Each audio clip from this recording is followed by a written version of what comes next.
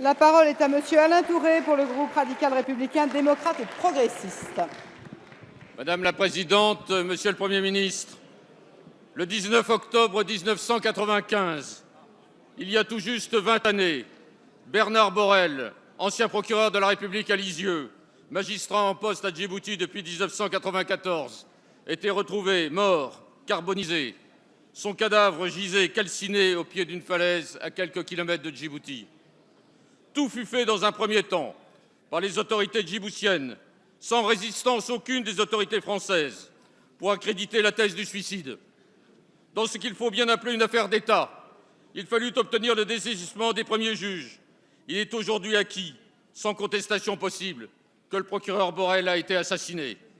Actuellement, des mandats d'arrêt ont été émis tant par la Cour d'appel de Versailles que par les nouveaux juges d'instruction contre différentes personnalités djiboutiennes et tunisiennes. La République, monsieur le Premier ministre, se doit de protéger ses magistrats. Elle se doit de protéger ses procureurs. Elle se doit de procurer ses juges. Or, aucun document n'a été déclassifié, ni même retrouvé pour la période comprise entre le mois d'octobre 1995, date de l'assassinat, et les 2 premières années qui suivirent, alors que différents témoins ont affirmé l'existence de notes sur les circonstances du décès. De même, en ce qui concerne les documents qui concernent le président de Djibouti, la France va-t-elle enfin résister à la raison d'État et ordonner la déclassification de tous ces documents couverts par le secret d'État? Par ailleurs, les élèves de l'ENM, dont Bernard Borrell sortit major, ont décidé que l'une de leurs promotions porterait le nom de Bernard Borrell. 20 ans après son assassinat, serait-il possible, monsieur le Premier ministre, de saisir monsieur le Président de la République pour qu'enfin on honore un magistrat qui a été assassiné et qui est mort pour la France?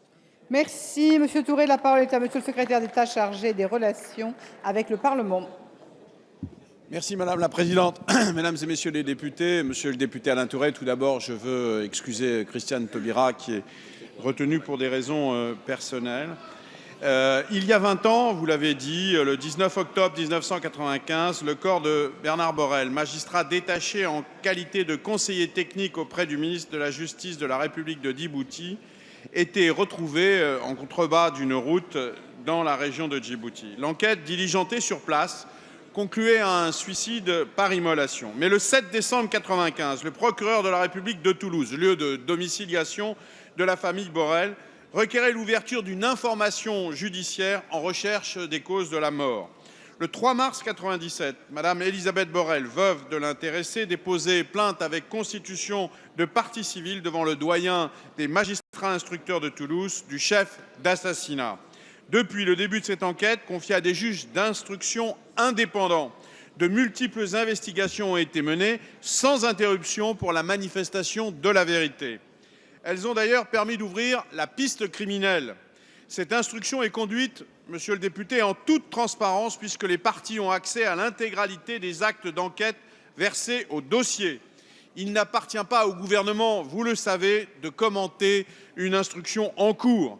Il veille à ce que les magistrats en charge de cette enquête disposent des moyens indispensables pour la conduire dans les meilleures conditions et à ce qu'ils accèdent aux pièces nécessaires. Vous l'avez dit, monsieur le député, la disparition d'un magistrat en exercice est un fait particulièrement grave. Cette enquête qui met en jeu des parties étrangères sur des faits anciens est évidemment complexe. Elle doit se poursuivre en toute indépendance pour que la vérité éclate dans cette affaire qui dure depuis trop longtemps. Merci, monsieur le ministre. La parole est à madame Huguette Bello.